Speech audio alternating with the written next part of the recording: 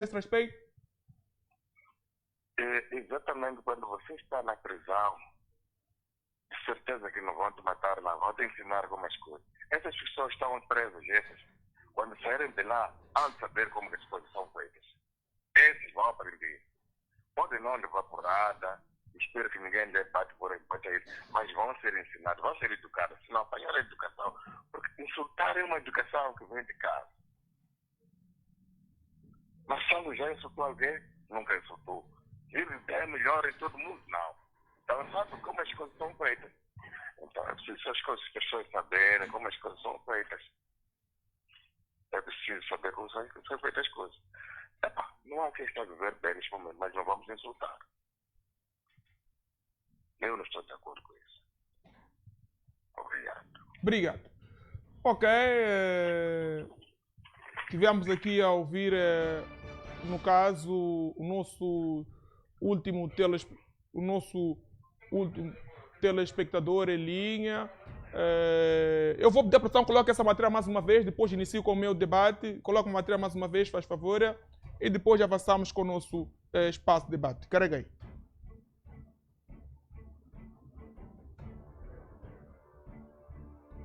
O Serviço Nacional de Investigação Criminal apresentou nesta sexta-feira na cidade de Maputo um cidadão acusado de produzir e partilhar através das redes sociais material audiovisual considerado de elevado teor ofensivo dirigido ao presidente da República, Daniel Chapo. Na ocasião, o porta-voz do CERNIC, Hilário Lolli, prestou esclarecimentos sobre o caso e as circunstâncias que levaram à detenção do cidadão. O CERNIC comunica que no dia 13 de maio último, na cidade de Maputo, em articulação com outras entidades das Forças de Defesa e Segurança, procedeu à localização e captura do cidadão Cristóvão Mateus Santos, indiciado pela prática do crime de incitamento à desobediência coletiva. A captura do suspeito resulta das diligências investigativas realizadas no âmbito do processo crime instaurado na cidade de Maputo, em virtude do qual o cidadão em referência, usando das suas capacidades técnicas de engenheiro.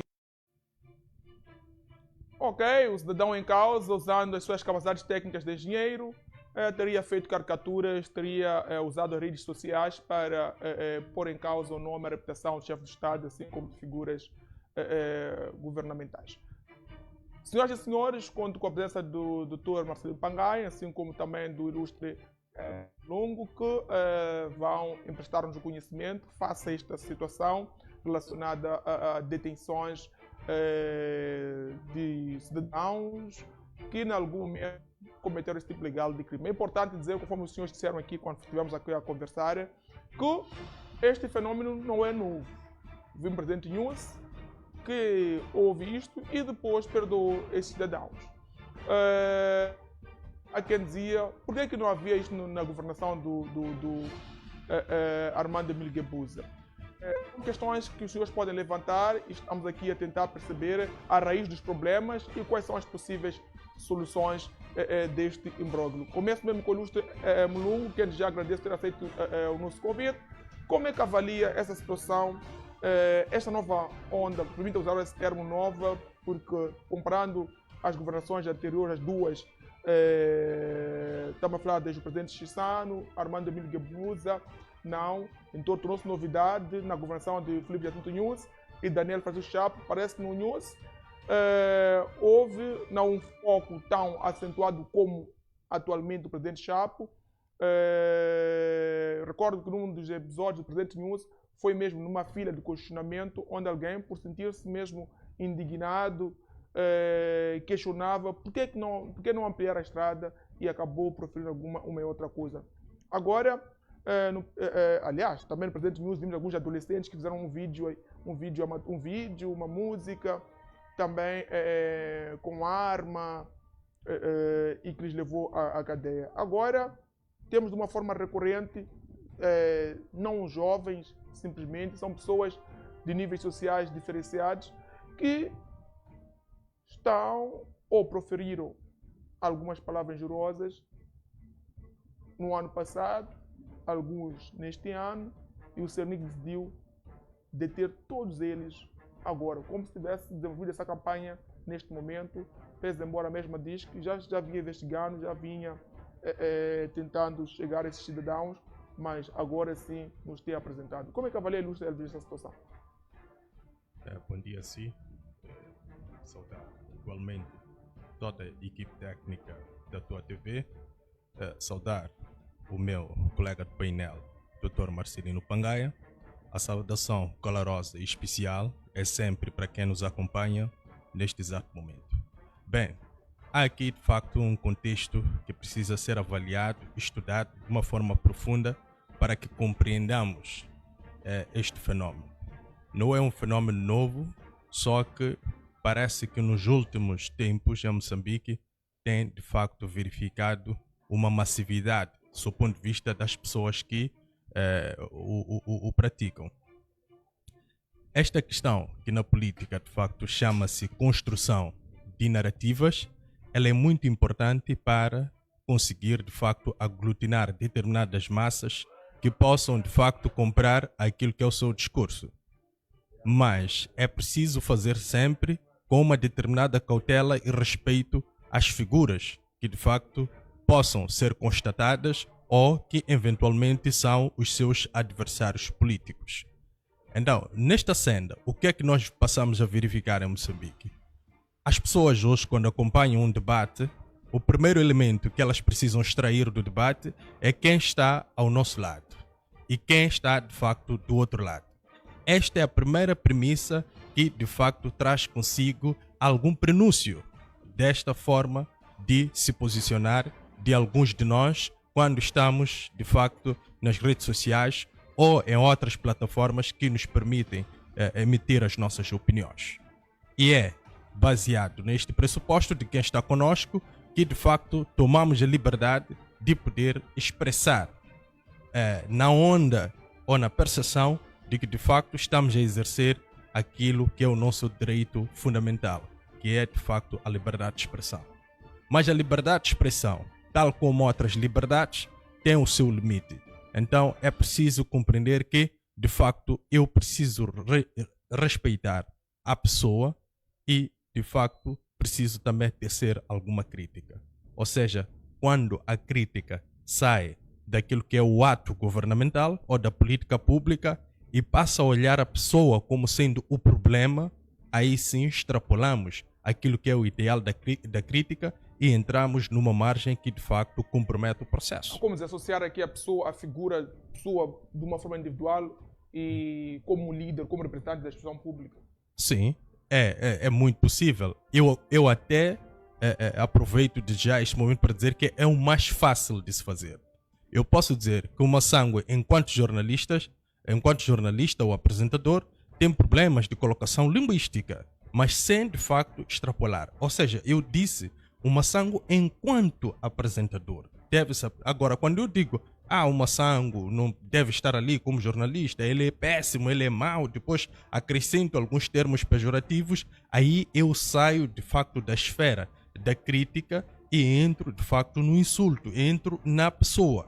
Então é isto que muitas das vezes compromete aquilo que é a nossa opinião.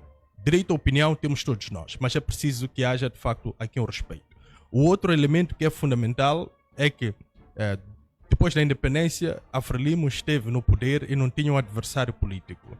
Em 92 formaliza-se a existência de adversários políticos. Em 94 entramos nas primeiras eleições, começamos a vida democrática e de facto de lá para cá tivemos alguns sinais com tendência a sempre chegar-se à figura, mas com uma intensidade muito baixa.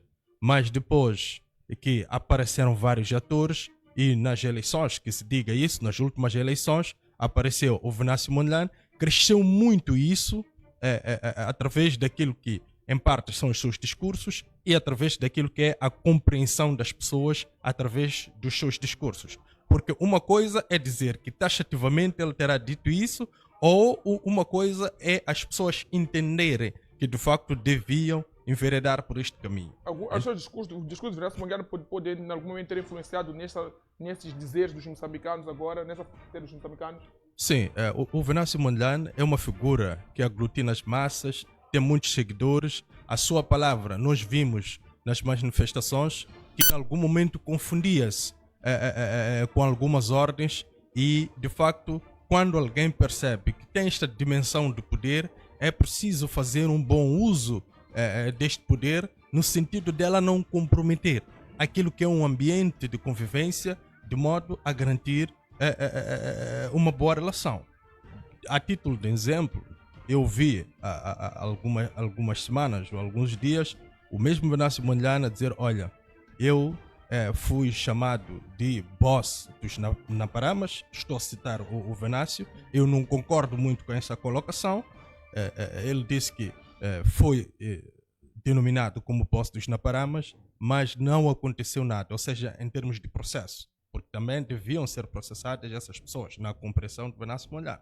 Mas na mesma senda, é preciso em algum momento recordar que o mesmo Venâncio Mondlane chamou o chefe do Estado de mata e reza. Então é também uma conotação à figura do chefe do Estado, ou seja, à pessoa do chefe do Estado, e não ao chefe do Estado como tal, mas à pessoa do Daniel Francisco Chaves. Então, em algum momento, temos que entender que os nossos discursos podem compreender podem comprometer aquilo que é a nossa própria imagem, mas também podem, em algum momento, abrir espaços para que nós também, de facto, soframos a mesma tendência que estamos, de facto, a praticar. Então, é preciso que haja em Moçambique um concerto nacional, de modo a que a política compreenda que ela pode ser fazível nos moldes em que respeite-se a cada um de nós. Hoje, parece-me ser mau alguém abraçar uma determinada camisola política. Ou seja, se alguém é da RENAM, tem uma conotação. Se alguém é do MDM, tem uma conotação. Se alguém é da Frelimo, tem uma conotação. Se alguém é do Anamola, tem uma conotação. Então, o ambiente não é propício. Ou seja, o que estamos a dizer, em outras palavras, nas próximas eleições, qualquer partido que for a ganhar as eleições, de facto, vamos entrar numa situação de conflito. Por quê? Porque nós estamos alinhados do ponto de vista daquilo que é a compreensão política. Ou seja, temos que ser cada vez mais democratas. Nós estamos alinhados, definitivamente. Acha que se esse ano fosse um ano eleitoral, as coisas seriam boas?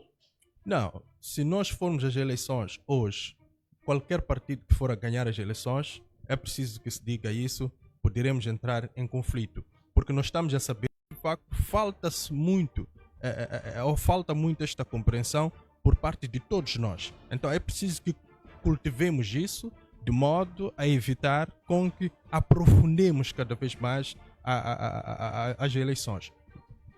Exato. Uhum.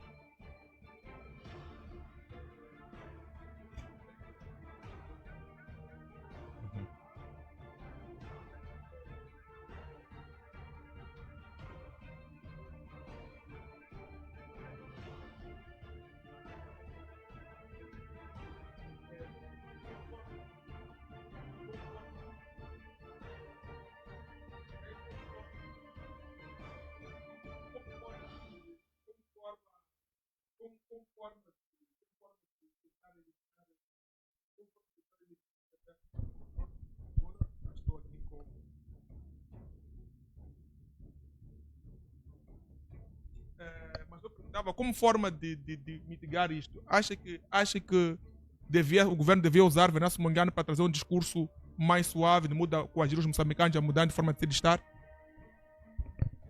Bem, é preciso que haja aquilo que eu chamo de responsabilidade política. A responsabilidade política, ela não pode advir somente do Venâncio Mondlane. Ela deve vir de todos os atores políticos que nós temos em Moçambique. Ninguém é correto, ninguém de facto é perfeito. É preciso que se trabalhe cada vez mais para que os nossos políticos melhorem os seus discursos, que não tragam discursos que de facto dividem a população. Hoje há de facto essa questão da polarização política que é caracterizado pelos discursos de ódio. Não precisa odiar uma sangue por pertencer a um determinado tipo de partido. Eu preciso conviver com o Massango para compreender as suas ideias e compreender as minhas e, de facto, fazer das duas ideias uma que, de facto, traga consigo uma solução para o nosso país. Ou seja, os problemas que apoquentam a todos nós, na qualidade de moçambicanos, não são diferentes. Então, a compreensão também dos mesmos problemas não é tão diferente. É preciso que as políticas públicas sejam elas consentâneas com aquilo que é a realidade e não, de facto, com aquilo que é a pretensão do próprio político. Ou seja, o político não pode ter cada vez mais a capacidade de vender informações infundadas de modo a garantir aquilo que é o seu eleitorado. É verdade, sim, que as pessoas que compram esse discurso sem fundamento nenhum, mas é preciso sempre acautelar que a base não seja ela comprometida por causa da nossa pretensão enquanto político. É verdade que os fins justificam os meios, o maquiavelismo está lá, é preciso sempre lutar com dentes e unhas para alcançar o poder, como advoga o pai da ciência política, mas é sempre importante a moral, respeito pelo próximo. Eu, quando digo a alguém que deve colocar uma barricada, aquela pessoa vai exercer o seu direito, que é de protesto. Isso é importante. Mas vai privar uma outra pessoa de exercer o seu direito. Então, em algum momento, aquilo que é o pensamento de Immanuel Kant, sob o ponto de vista do intencionalismo e o consequencialismo, pode não estar aqui a ser verificado. Ou seja, a minha intenção é reivindicar um determinado direito. Mas, sob o ponto de vista de consequência, eu não estou a conseguir, de facto, ter o alcance para respeitar o direito da outra pessoa.